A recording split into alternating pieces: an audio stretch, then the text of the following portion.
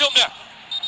لا نتمنى أن نرى مثل هكذا أحداث، لا نتمنى أن نرى مثل هكذا تدخل عن طاقة إيجابية، عن شيء يسمى بالإيجاب، ولا نرى من الأمور السلبية. سعد ناطق ومحمد عبد الزهرة، لا هذا ما نريد داخل يعني حقيقة ما نتمنى نشوف مثل هكذا أحداث داخل أرضية الميدان.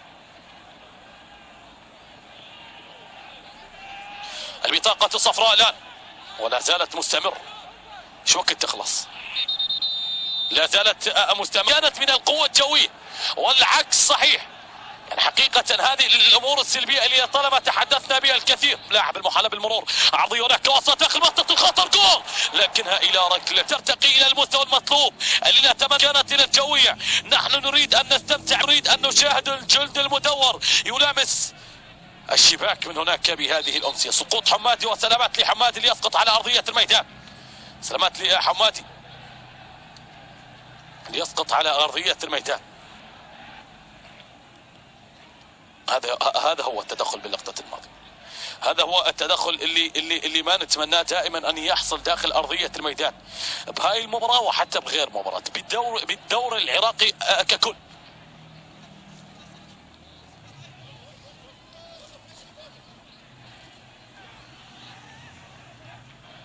هذه عملية التدخل باللقطة الماضية.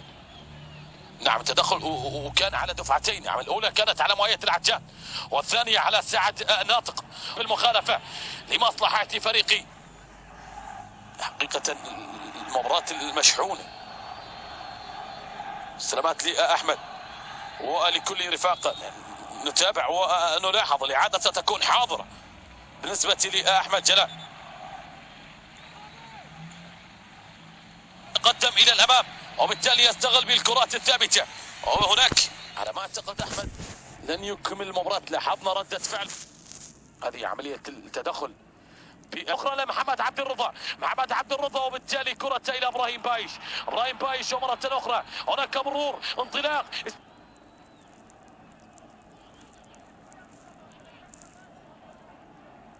هذه عملية التدخل اللي كانت ما بين محمد رضا وكذلك إبراهيم بايش. ثورة قد يحصل الآن وبالتالي إلى الجهة اليمنى ورمية تماس جوية على ما أعتقد. نعم رمية تماس لمصلحة الفريق الأزرق بهذه المباراة. وبالتالي من جلال أحمد جلال يعني وصلت إلى هذا المستوى، وصلت إلى حد لا يطاق حقيقة. الغي بمنتصف لكن احتسب لمصلحة فريق الشرطة.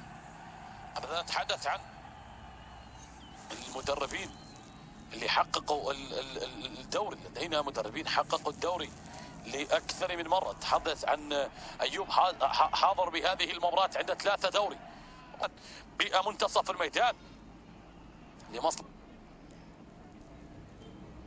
الكلام. نعم لمصلحة فريق الزوراء. وخط هناك من منتصف الميدان. بايش امام الكره اخذها الى الطرف الايسر لكنها الى رميه تماس من الجهه اليمنى الى رميه تماس. وبالتالي عمليه الدفع،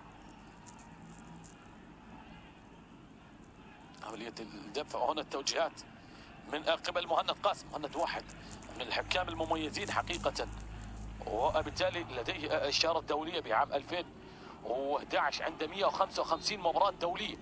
أول مباراة حكمها كانت بعام 2008. أول مباراة عام 2008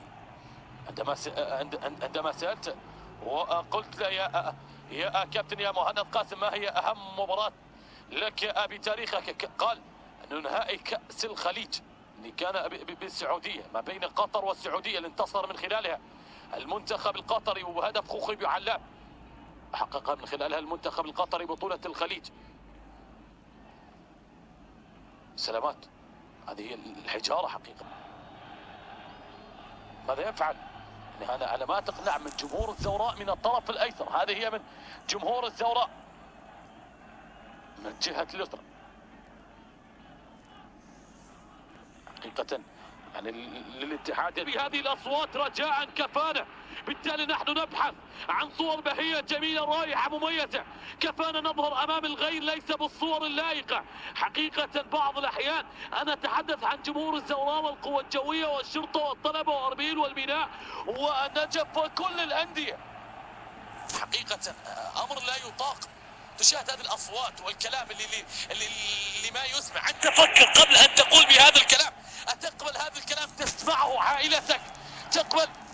فبالتالي المباراة مشاهدة بالتلفزيون، مشاهدة وأنا داخل أرضية الميدان. لاحظنا عوائل حاضرة، النساء حاضرات، أطفال متواجدين. وأذكر للمرة الثانية بأن الأطفال كالورقة البيضاء منذ الصغر يكتب عليها فيطبع إلى النهاية. وهناك كما يقال فقط الزوراء.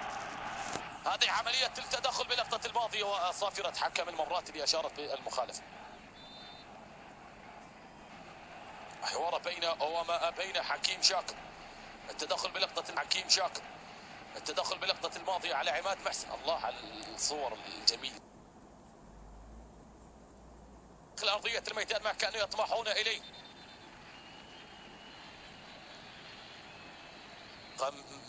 أبيض أن يحترم بالقليل هؤلاء الذين يحضرون إلى أرضية الميدان بدأ يقل عددهم بسبب ما يحصل من الذين تحدث عن الأرقام. أكبر انتصار للزوراء كان عام 1987 86 انتهت 7-2 و6-1 1990 91. الزوراء عنده انتصار على الجوية 7-2 و6-1. إنه يشجع. إذا هناك بطاقة صفراء على أحمد فاضل، هكذا يشير حكم المباراة مهند قاسم. 1999 1998 4-0 وكذلك تكررت نفس النتيجة 2014 2015. أسرع هدف بالكلاسيكو الطرف الأيسر، وبالتالي علي رحيم أو إبراهيم رمية تماس زورائية من الطرف الأيمن. إبراهيم واحد من اللاعبين المميزين صار، وما بين هذا وذاك 5 دقائق فاصلة، وبالتالي هذه عملية التدخل من قبل مهند عبد الرحيم على قائد ليدر على ليدر، وبالتالي البطاقة الصفراء حضرت من لقطة الماضية، وبالتالي هناك السقوط على أرضية الميدان ويريد أن يتلقى العلاج اللازم ودخول إلى أرضية الميدان من قبل الكادر الطبي. وماذا يقول حكم المباراة؟ وكرة طالت وراحت إلى ركلة مرمى.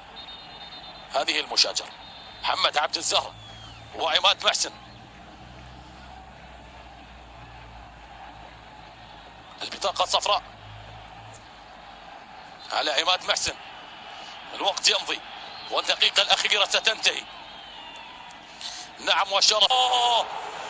مش ابتبنا حبك ما تركناك.